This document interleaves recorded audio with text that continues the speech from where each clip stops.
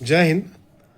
लाडो लक्ष्मी योजना के तहत ऐप जो है वो ओपन हो चुके हैं कल से। तो अभी भी मैं कई काफ़ी लोगों के फार्म थे, उनके मैंने कुछ के ऑनलाइन भरवा दिए और कुछ के मैंने डिटेल जो है खुद वेरीफाई करवा दी है। तो आपने क्या करना है, सबसे पहले प्ले स्टोर पे जाके लाडो लक्ष्मी योजना का जो ऐप है वो डाउनलोड करना है। जैसे आपने वो कर लिया तो आपने रजिस्टर्ड फ़ोन नंबर से जो भी आपका नंबर है उसके ऊपर जो आप नंबर से फिल करोगे उस पर वन टाइम का एक OTP जाएगा 4 अक्षरों का। जैसे आपने 4 अक्षरों का वो OTP भरा वैसे ही वो पोर्टल खुल जाएगा। पहला ऑप्शन तो उसमें ये आता है कि आप इसके पात्र है कि नहीं है। तो सबको ही पता है 75 से लेकर लाख के बीच में जो उसके पात्र ही हैं। तो फिर आपने सेकंड ऑप्शन में जाना है, वहाँ लिखा होगा आवेदन। जैसे आप आवेदन पे क्लिक करोगे तो सबसे पहला जो ऑप्शन आ जाएगा उसके अंदर अपना गृहिणी है, ये जो है हाउसवाइफ है, विवाहित है। तो ये ऑप्शन आ जाएगा कि विवाहित है कि नहीं है। तो आपने वो मेंशन कर देना। उसके बाद आ जाएगा हरियाणा का, वो हरियाणा में जन्म से रह रहे हैं या शादी के बाद आए हुए हैं या फिर उनका 15 साल का कोई प्रूफ है डोमिसाइल का। देखो, जब आप जन्म का भरोगे तो जन्म में के सिर्फ आपका ही डोमिसाइल लगेगा। सेकंड आप लिए अगर लिखोगे 15 साल से आप रहते हो तब भी डोमिसाइल आपका ही लग सकता है। और जब सेकंड ऑप्शन इसके अंदर एक और भी है विवाह का, उसमें आपको अगर 5 साल के अंदर आप आए हो या 10 साल में या 11 साल में या 12 साल में या 13 साल में, उसमें आपके पति का भी डोमिसाइल वो मांग सकता है। तो उस डोमिसाइल को आपको उसमें लगाना ही पड़ेगा। अब डोमिसाइल कैसे आपने नंबर करना है, तो जहाँ पर एक तरफ से लिखा होगा फैमिली आईडी नंबर और एक तरफ से लिखा होगा ई दिशा नंबर। तो ई दिशा के नीचे नंबर है 1000, वो आपने उसमें भरना पड़ेगा पूरा नंबर। और कईयों के पुराने हैं तो उसमें फैमिली आईडी नंबर नहीं शो कर रहा है। तो अगर वो फैमिली आईडी नंबर शो नहीं कर रहा होगा तो कृपया वो वाला भर लें और इसको अपडेट जरूर करवा लें, क्योंकि पोर्टल पे भी आ जाएगा। अगर मान लो एरर आएगा तो पोर्टल पे शो कर देगा कि ये डोमिसाइल नहीं लगेगा। तो आप उसको फिल करोगे तो आ जाएगा। जैसे ही आप डोमिसाइल उसे फिल करोगे तो नीचे उनका नाम आ जाएगा। जैसे नाम पे क्लिक करोगे तो अगला ऑप्शन खुल जाएगा उनका आधार कार्ड। जैसे आप आधार कार्ड का नंबर डालोगे और उनका नाम लिखोगे तो एक OTP जाएगा उनके फ़ोन के ऊपर। तो जैसे OTP जाएगा, देखो ये OTP आपके आधार कार्ड से लिंक पे भी जा सकता है और आपकी फैमिली आईडी पे भी जा सकता है। कईयों के सेम ही नंबर है और कईयों के अलग नंबर है। तो वो OTP जाएगा तो आपने फिल करना है। उसके बाद वो उनके पति के बारे में पता करेगा। जैसे उनके पति का आधार कार्ड लेके आप उनका नाम फिल करोगे तो नीचे पोर्टल खुल जाएगा कि उनके जो पति कहाँ रहते हैं। और इससे पहले स्टेप और भी था, वो मैं आपको बता दूं कि उसमें ये भी पूछा जाएगा वर्तमान कहाँ रहते हो। अगर आप वर्तमान मान लो करनाल में ही रह रहे हो तो करनाल का भर दो, किसी और राज्य और किसी और स्टेट के अंदर मान लो किसी और डिस्ट्रिक्ट के अंदर रह रहे हो तो आप उसमें भर सकते हो वर्तमान जो आप कहाँ रहते हो। तो वो आप उससे मेंशन कर सकते हो। जैसे आप ये करोगे उसके बाद अगला पोर्टल खुल जाता है। जैसे कि अपना ये बिजली का बिल के बारे में आ सकता है। और बिजली का बिल का जो अकाउंट नंबर भी कर सकते हो, नहीं तो जो आपका मीटर होता है ना, मीटर के ऊपर भी एक सैंपल नंबर लिखा तो वही फिल कर सकते हो। अब कई लोगों का ये इशू भी है, हम रेंट पे रह रहे हैं, हमारा खुद का नहीं है, किसी और का ये भी है। देखो, अभी रेंट का तो आपने जब आपने फॉर्म भरोगे ना तो वहाँ तो ऑप्शन आएगा ही आएगा कि आप अपना घर है या रेंट का। तो वहाँ पर आप रेंट का भर सकते हो। उसके बाद जब आपका मान लो आपका बिजली का बिल है ही नहीं है तो आप नेचुरली आप उन्हीं का भरोगे जहाँ आप किराए पे रह रहे हो। तो उनका नाम भी वहाँ मेंशन कर देगा। जैसे आप ये फिल करोगे, जैसे आगे जाओगे अगले ऑप्शन पे जाओगे तो उनके बाद आपने क्या करना है, आपकी फैमिली का जो डेटा होगा वो मांग सकता है। जैसे कि मान लो आपके सास का आधार कार्ड, ससुर का आधार कार्ड, आपके माता पिता का आधार कार्ड। और ये भी आपसे पूछ सकता है कि एट प्रेजेंट आप और ये भी पता कर सकता है कि आपकी शादी से पहले आप कहाँ रहते थे। जैसे कुछ लोग मान लो कहीं मान लो अम्बाला में रहते थे या गुड़गांव में रहते थे तो वो आपने भरना है। और वो भी पूछ सकता है कि जब आपका जन्म हुआ था तब आपके माता पिता कहाँ रहते थे। तो वो भी आप अगर आप सेम रहते थे तो आप सेम मेंशन कर सकते हो। पर ये ध्यान रखना आपके माता पिता का आधार कार्ड जो लेना, क्योंकि उसका कोड नंबर आपने जरूर वहाँ पर मेंशन करना है कि कोड नंबर बहुत ज़रूरी है उसके लिए। तो जैसे आप ये स्टेप भरोगे उसके आगे आपके सास ससुर के बारे में मांगेगा। तो सास ससुर अगर जीवित है या मान लो किसी वजह से इनकी डेथ भी होती है तो उनका मृत्यु की तिथि आपने वहाँ फिल करनी है, नाम और तिथि। अगर मान लो कई लोग हमारे कह रहे हैं कि मेरे पास जो मृत्यु वाला डेथ सर्टिफिकेट ही नहीं है तो क्या करें। तो जो अब हम मान लो जैसे हमारे परिजनों की डेथ होती है तो हम एक फ़ोटो बनाते हैं उनकी, तो उसके ऊपर भी हम डेथ का डिटेल लिखते हैं कि डेथ कब हुई है। तो वो भी आप मेंशन कर सकते हो, नाम भी वहाँ लिखते हैं तो आप वो मेंशन कर सकते हो।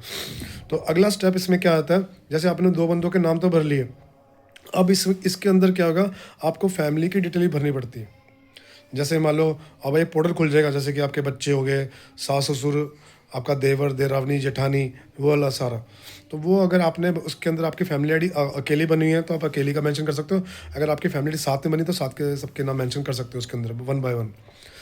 तो उसके लिए क्या होगा, आधार कार्ड मांगे, आधार कार्ड और उनका फ़ोन नंबर पे सॉरी आधार कार्ड मांगेगा, उनका नाम भरना पड़ेगा, ये भरना पड़ेगा और वो हो जाएगा। और इनकम जो होगी वो उसमें आपको फिल करनी पड़ेगी। जैसे आप ये स्टेप कर लोगे तो उसमें एक ये भी मांग सकता है कि आपकी व्हीकल है कि नहीं है। तो अगर आपकी व्हीकल है, जो भी है, आपकी बाइक है, स्कूटी है, कार है, वो आपको उसमें मेंशन करनी ही पड़ेगी। किसके नाम की है, उसी के नाम से। अगर पत्नी के नाम से पत्नी के नाम से, खुद के नाम से खुद के, बच्चों के तो बच्चों के।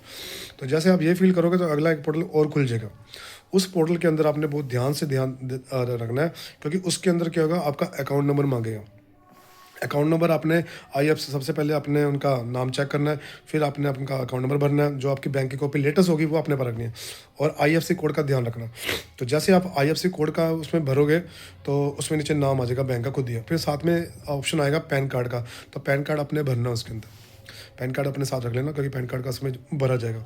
तो जैसे आप ये सारा करोगे तो उसके बाद फिर आ जाएगा कि ससुर की इनकम कितनी है। अगर ससुर की जो इनकम है तो वो आपको मेंशन करनी पड़ेगी। आपके साथ अगर वो रह रहे हैं तो वो आपको मेंशन करनी पड़ेगी। मान लो जब उनकी पेंशन है तो पेंशन का करनी पड़ेगी, जो कोई और इनकम है तो कोई और इनकम आपको मेंशन करनी पड़ेगी। बच्चों की इनकम है तो भरनी पड़ेगी, नहीं तो जीरो। अगर आपका देवर जेठानी आपके साथ रहते हैं, आपकी फैमिली आईडी में ही आपके साथ है, तो आपको उनकी भी इनकम भरनी पड़ेगी। तो जैसे आप ये सारा भर दोगे तो वो आगे जाएगा। जैसे आगे जाएगा तो उसके बाद जो मतलब इसमें से कुछ ऑप्शन ऐसे भी हो सकते हैं, जैसे मैंने मतलब आपको बताया तो शायद ऊपर नीचे रह गए हो। तो वो आप एक बार जब इस फार्म को भरोगे तो उसमें हिंदी में लिखा हुआ है। मतलब कई बार कहता मैं भी एक इंसान हूँ, एक चीज़ ऊपर नीचे छोड़ सकता हूँ। तो आपने खुद भी वो एनालाइज करके देखनी है। तो कई लोगों का मुझे मैसेज आया कि आपने वो चीज़ नहीं बताई, ये चीज़ नहीं बताई। तो सर आप खुद भी थोड़ा बहुत तो हो उन चीज़ों के लिए, तो आप थोड़ा अपना भी तो दिमाग लगाओ। मैं तो अपना दिमाग लगा दिया, आप भी लगाओ उन चीज़ों के लिए। अभी मैं काम करके ही आया उन चीज़ों के लिए, तो कई बार ऊपर नीचे हो जाता है, क्योंकि मुझे बहुत सारे काम करने पड़ते हैं। मेरे पास एक फ़ाइल नहीं आती, बहुत सारी फाइलें होती हैं। तो कृपया करके आपने भी एक बार एनालाइज करके देखना है। कुछ आपको समझ नहीं आ रहा था, आप उसका स्क्रीनशॉट खींच के मुझे भेज सकते हो, तो उसका मैं आपको आंसर दे दूँगा उन चीज़ों के लिए। अगर मुझे लगेगा मुझे मतलब मुझे मैंने वो फार्म भरा होगा तो मुझे वो आंसर आ जाएगा।